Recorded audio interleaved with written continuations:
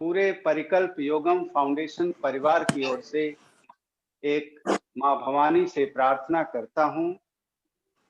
जयंती मंगला काली, भद्र काली कपालिनी, दुर्गा क्षमा शिवा धात्री, स्वाहा स्वधा नमोस्तुते। देवी प्रपन्नार्ति हरे प्रसीद, प्रसीद मात्र जगत तोखिलस्य, प्रसीद विश्वेश्वरी पाहि विश्वम, त्वरीश्वरी देवी चराचरस्य। हे माँ भवानी, समूचे विश्व को इस आपदा से आप निकालें और ये नया वर्ष हम सब के जीवन में एक नई ऊर्जा और नया संकल्प विकसित करे। इसी प्रार्थना के साथ मैं अपने गुरुदेव के चरणों में एक प्रार्थना अर्पित करना चाहता हूं। अखंड मंडलाकारं व्याप्तं येन चराचरं, तत्पदं दर्शितं येन तस्मै श्री गुरुवे नमः। अपने गुरुदेव के चरणों में परिकल्प योगम फाउंडेशन की ओर से, सबकी ओर से चरण स्पर्श प्रणाम करते हुए मैं संक्षेप में अपने गुरु जी के विषय में दो शब्द रखना चाहता हूं, क्योंकि गुरुदेव आज के इस कार्यक्रम में ये एक ऐसा ज्ञान और विज्ञान का संगम है, ये कार्यक्रम जिसमें हमारे मेडिकल साइंस के और योग विज्ञान के महानतम लोग सम्मिलित हो रहे हैं। और मेरे गुरुदेव के बारे में कई सारे हमारे विशिष्ट अतिथिगण, हमारे अध्यक्ष जी, हमारे मुख्य अतिथि जी, अभी उनका परिचय नहीं हुआ है, इसलिए मैं संक्षेप में अपने गुरुदेव का परिचय आपके बीच में रखना चाहता हूं। परिकल्प योगम फाउंडेशन के इस पावन पर्व पर, इस वार्षिकोत्सव के कार्यक्रम में आप सब देवतुल्य, ऋषितुल्य मनीषियों का मैं गणेश अविनाश मिश्रा परिकल्प योगम फाउंडेशन की ओर से हार्दिक स्वागत और अभिनंदन करता हूं। हम सब आप सबसे एक ही बात कहना चाहते हैं, शुरू में ही मैं कहना चाहता हूं कि हम सब अपने कार्य के क्षेत्र में तो बहुत दिनों से लगे हैं, लेकिन एक सांगठनिक रूप से परिकल्प योगम फाउंडेशन के निर्माण के बाद इस तरह के कार्यक्रम शुरू किए हैं। अगर इसमें कहीं कोई त्रुटि हो, कोई चूक हो, तो कृपा करके उसे क्षमा करिएगा, हम लोगों की भूल समझ लीजिएगा। आप सब बहुत सीनियर हैं और हमें ये पूरी अपेक्षा है कि आप उसे जरूर क्षमा करेंगे।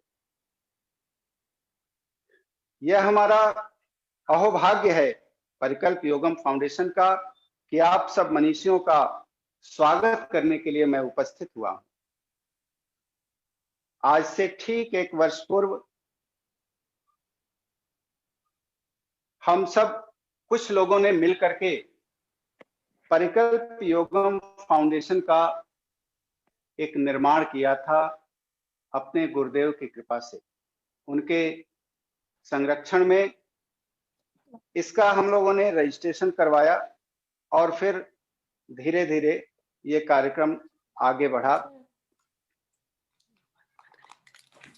जैसे ही ये एक सांगठनिक रूप इसका मिला हम सबको, उसके तुरंत बाद हम इस महामारी के घेरे में आ गया, पूरी दुनिया आ गई, हम सब भी उसी में रहे। तो इस महामारी के समय में हम सब क्या कर सकते हैं और क्या हम लोगों ने किया और आने वाले समय में हम सब क्या करेंगे, उसके विषय में तो आगे चर्चा होगी। लेकिन उसके पहले मेरे गुरुदेव, मेरे आराध्य, इस सांसारिक जीवन में आने के पश्चात मुझ हकिंचन को दूसरा जन्म देने वाले मेरे तन मन, मेरे बुद्धि विचार, मेरे चिंतन मनन, मेरे साधन भजन, मेरी श्वास, मेरे प्राणों में, मेरे ज्ञान, मेरी भक्ति, मेरे जीवन के मूल्यों और विवेक को सार्थक और सही दिशा देने वाले आपको इस मंच पर उपस्थित देखकर हम सब का जीवन धन्य हो गया। अपने सहज स्वभाव से हटकर मेरी विनती स्वीकार करते हुए आप उपस्थित हुए, इसके लिए मैं कैसे स्वागत करूं आपका, उसके लिए मेरे पास कोई शब्द नहीं। आप सबके बीच यह बताते हुए मुझे अत्यंत हर्ष हो रहा है कि जिस संकल्प को लेकर हम सब चले थे, आज उसे पल्लवित और पुष्पित होते देख और आप सबकी उपस्थिति में उसकी चर्चा करते हुए मन विभोर होता है। यह कहते हुए और भी मन उत्साहित होता है कि हम सब गुरुदेव के सानिध्य में एक माली के रूप में परिकल्प योगम फाउंडेशन को हरा भरा और सिंचित करने का कल्याणमय कार्यक्रम कर रहे हैं। अब मैं गुरुदेव से आग्रह करता हूं कि कृपा करके आप हम सब के बीच में अपने आशीर्वचन से हम सबको अनुग्रहित करने की कृपा करें। और उसके भी पहले मैं चाहूंगा, मेरी इच्छा है और सारे परिवार की इच्छा है कि हम लोगों ने एक छोटा सा एक कैलेंडर के रूप में पूरे साल को समेटा है। उस कैलेंडर का कृपा करके गुरुदेव विमोचन कर दें और उसके बाद अपने आशीर्वचन से हम सबको अनुग्रहित करने की कृपा करें। परम श्रद्धेय गुरु जी।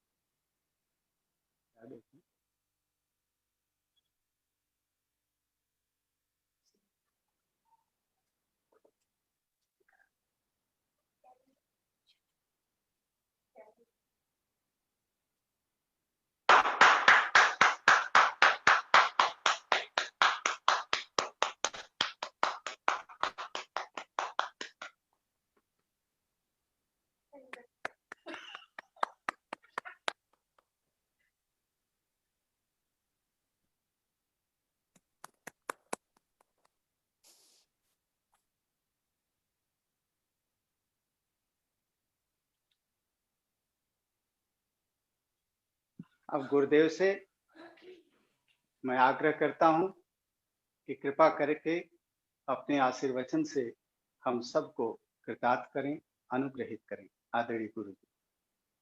सर्वप्रथम आप सबको नए वर्ष की शुभकामनाएं। यह वर्ष आपके लिए मंगलमय हो और परिकल्प योगम फाउंडेशन आपका उन्नति करे और आप सब मिलजुल कर इसको आगे बढ़ाने का प्रयत्न करें। जो भी जिसकी जितनी भी रिस्पॉन्सिबिलिटीज है, जिसको जितना काम दिया गया है, वो अपना मनोयोग पूर्वक उस कार्य को करें तो निश्चित सफलता आप लोग को मिलेगी। जहाँ तक कोविड का सवाल है, पिछले वर्ष से ये सारा प्रॉब्लम शुरू हुआ है। इसी कारण से हम हिंदुस्तान अभी आ नहीं सकते, नहीं तो अक्सर इस समय हम हिंदुस्तान में ही रहते, क्योंकि इसका प्रभाव सब देश पर पड़ा है। फिलहाल हम लोग के विक्टोरिया में उतना प्रभाव नहीं है, फिर भी अभी नए कुछ केसेस अभी आ रहे हैं, लेकिन अभी फिलहाल वो फ्री। और सबसे बड़ी बात कि जिस जगह हम रहते हैं गिस्बन, वो इलाके में कभी भी कोविड का कोई इन्फेक्शन नहीं हुआ किसी को, कहीं कोई। इसके लिए आप सब जानते हैं कि क्या क्या चीज आप कर सकते हैं, वो आपके गाइडलाइंस आपको मिलते रहते हैं सुरक्षा की दृष्टि से।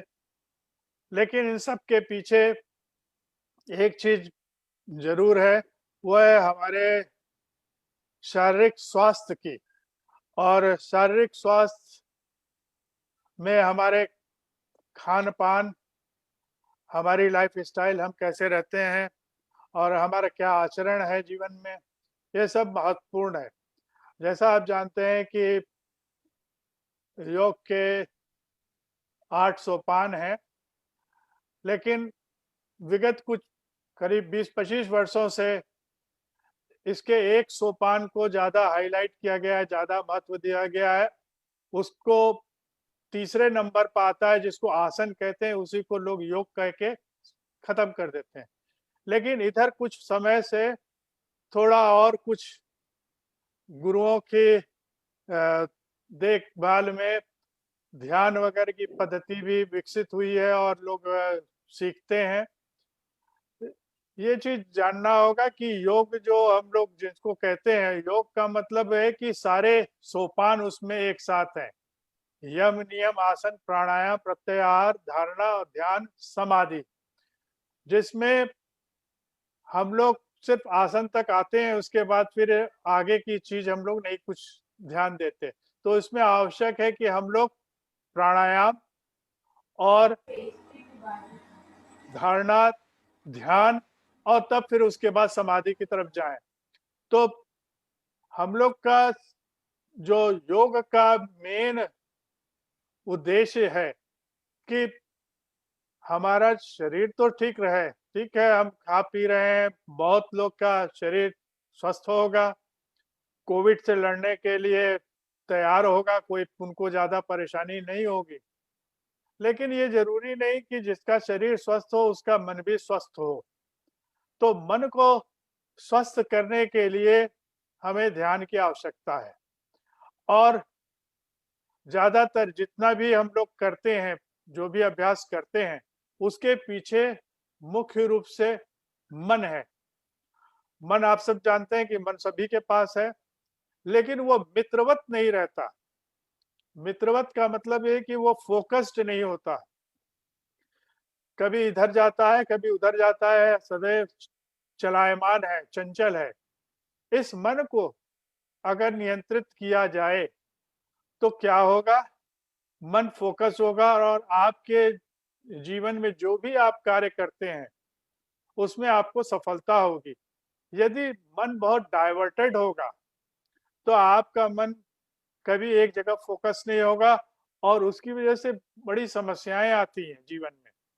हम सब परिवार वाले हैं, बहुत लोग गृहस्थ हैं, चाहे आप व्यापार करते हो, चाहे आप सर्विस करते हो, चाहे आप वैज्ञानिक हो, या आप जो भी हो अपने प्रोफेशन में, उसमें परफेक्शन लाने की जरूरत है। परफेक्शन तभी आएगा जब आपका फोकस एक जगह पर होगा।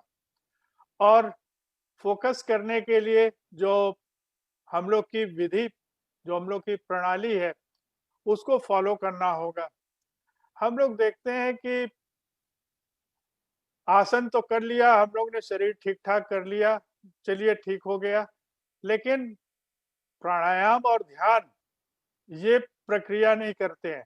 तो अगर हम प्राणायाम करेंगे तो हमारे फेफड़े में ऑक्सीजन ज्यादा जाएगी और वायु अंदर जाने से, ऑक्सीजन जाने से रक्त की शुद्धिकरण होगी, आपकी इम्यूनिटी पावर बढ़ जाएगी, आपकी शरीर की रोग क्षमता बढ़ जाएगी। और जैसे जैसे ये ताकत आपके अंदर आएगी वैसे वैसे आपका ध्यान अच्छा होगा। और जब ध्यान अच्छा होगा तो आपको हमेशा एक भीतर से प्रसन्नता सी से महसूस होगी। और एक चीज जान लीजिए कि डिसिप्लिन हर एक आदमी के पास 24 घंटा है, चाहे वो कोई भी काम में हो, चाहे वो बच्चा हो चाहे बूढ़ा हो, सबके पास 24 घंटा है। इस 24 घंटे को आप बांध के रखिए, इसमें आप कुछ समय अपने योग के लिए जरूर निर्धारित करिए, जिससे कि आप रोज करेंगे तो जब आप रोज करेंगे तो बड़े बाबा लाड़ी महाशय कहा करते थे, बनत बन जाए। हर रोज अभ्यास करने से ये अपने आप परफेक्शन की तरफ चले जाएंगे। ऐसा नहीं कि आप एक दो दिन प्राणायाम कर लिए, 2-4 घंटे अपना आपने ध्यान कर लिया हफ्ते में, तो आप या महीने में तो आपको वो सफलता मिलेगी, ऐसा नहीं है। आपको नियमित करना होगा, सवेरे और शाम समय निकालना पड़ेगा। और इतना ही नहीं, ये खाली कहने की बात नहीं है, इसको आप अपने जीवन में उतारिए और ये नहीं कि आप किसी के उपदेशक बन जाइए, कि आप किसी को खाली उपदेश दीजिए कि करो, योगा करो, ध्यान करो। आपको अपना एग्जाम्पल बनाना होगा जीवन में। जितने भी महापुरुष हमारे हिंदुस्तान में हुए या दुनिया में हुए, सबने अपने ऊपर उसको प्रैक्टिस किया और उसके बाद संसार को दिया। तो आप तभी कहने के हकदार होंगे जब आप नियमित रूप से स्वयं करेंगे। तो जब आप स्वयं करेंगे तभी तो आप किसी को कुछ कहने के हकदार होंगे, वरना ये तो खाली एक उपदेश वाली बात है, तुम ये करो, तुम वो कर लो, तो ऐसा करने से ऐसा होगा, ऐसा नहीं। तो आप ये ध्यान रखिए कि योगाभ्यास करने से आपका शरीर स्वस्थ होगा। किसी भी प्रकार की जो ये महामारी है, इससे बचाव करने के लिए सबसे अच्छा उपाय है आप प्राणायाम करिए, कुछ आसन करिए, कुछ वक्त निकालिए और अच्छा खान-पान उसका भी ध्यान रखना होगा, जिससे कि बीमारियां कम हो और अपना जीवन आप अपने ढंग से जिए। तो आप अपना अगर व्यवस्थित जीवन अपना रखते हैं और डिसिप्लिन रखते हैं जीवन में, एक निर्धारित समय पर आप इसका अभ्यास करते हैं, तो करने से आपकी एक आदत बन जाएगी। जब आपकी आदत बन जाएगी तो आप देखेंगे कि आप नियमित रूप से उस समय पर आप बैठते हैं, आप अपना अभ्यास करते हैं। तो इसके लिए अनिवार्य है कि किसी कुशल योग गुरु का आप अनुसरण करिए, उसका आसनों का पालन करिए, प्राणायाम करिए, ध्यान कीजिए। इसकी जो भी अपनी विधि है, जो भी पद्धति है, उसको आप फॉलो करिए। तो इससे आपका जीवन जो है वो आनंददायी होगा, सुखमय होगा। जीवन अभी जीवन में बहुत बिखराव सा है और मन को अगर आपने दोस्त बना लिया, अभी वो दोस्त नहीं है, अभी वो शत्रुवत खड़ा है, वो चाहे जो चाहे सो करा ले। तो आप इसको मित्रवत बना लीजिए। जब ये मित्र बन जाएगा तब आप उसको आप जो कहेंगे वो करने के योग्य होगा। तब आपका ध्यान की तरफ आपके कदम बढ़ेंगे और इससे उसमें आप आगे की तरफ बढ़ते जाएंगे। तो मेरा ढेर सारा आशीर्वाद आप सबको कि आप योग साधना करें। योग मतलब आसन भी करिए, खाइए पिए और व्यायाम जिसको कहेंगे व्यायाम करिए, अभ्यास करिए, आसन करिए, प्राणायाम कीजिए और ध्यान कीजिए। ऐसा करेंगे आप तो आप सब स्वस्थ रहेंगे और आपकी उन्नति होगी। और हमें बड़ी खुशी है कि आप का ये परिकल्प योगा फाउंडेशन उन्नति करे और आप उसको उन्नति के पथ पर ले जा सके। अगले वर्ष में आप स्वयं एग्जाम्पल बनिए और लोगों को आगे बढ़ने की प्रेरणा दीजिए, क्योंकि कोई कोई भी व्यक्ति जब आपको देखेगा तो आप उसके लिए एक एग्जाम्पल होंगे। गुरु जो होता है वो एक एग्जाम्पल होता है शिष्य के लिए, तभी तो कोई फॉलो करता है। खाली उपदेश देने से तो बात बनेगा नहीं। इसलिए आपकी एक मेहनत और आपका जो बताया हुआ चीज वो आने वाले समय में वो बड़े हेल्पफुल होगा। लोग स्वस्थ रहेंगे, दुनिया में लोग स्वस्थ रहेंगे और इसको देखा जा चुका है। ये हजारों वर्ष से हिंदुस्तान में परिणित था, वो वहां पर विकसित था, लेकिन धीरे धीरे वो लुप्त सा हो गया। अब कुछ समय से फिर से वो अपने नए उत्कर्ष की तरफ बढ़ रहा है। और आप सबको मेरा आशीर्वाद कि आप लोग इस अभ्यास को करिए और इसमें एक यूनिटी रख के क्या अपने आप में सब कोई मिलजुल के, क्योंकि एक दीवार बनती है तो दीवार में छोटे छोटे ब्रिक्स होते हैं, ईंटें होते हैं और उसके बीच में सीमेंट और बालू लगाया जाता है। खाली बालू पर नहीं बन सकता, उसमें सीमेंट डालना पड़ता है। तो आपके अथक प्रयास से ये परिकल्प आगे बढ़े, उन्नति करे। और जैसा कि आपका कैलेंडर में आप देख रहे हैं कि तरह तरह के योगा पोस्चर्स है, उन सब का अनुसरण कीजिए, अभ्यास कीजिए और अपना जीवन को सुखी और उन्नत करिए। बस इतना ही। ठीक है बहुत फिर। बहुत प्रणाम गुरु जी, बहुत बहुत धन्यवाद आपको कि आपने आशीर्वचन से हम सबको कृतार्थ कर दिया है और हम सबको आपके आशीर्वचन से हम सबको विश्वास है। हम सब संकल्पित भाव से इस परिकल्प योगम फाउंडेशन के उन्नति में जी जान से लगे हैं और सबको एक प्रेरणा का ये स्रोत बनेगा, इतना हम सबको विश्वास है।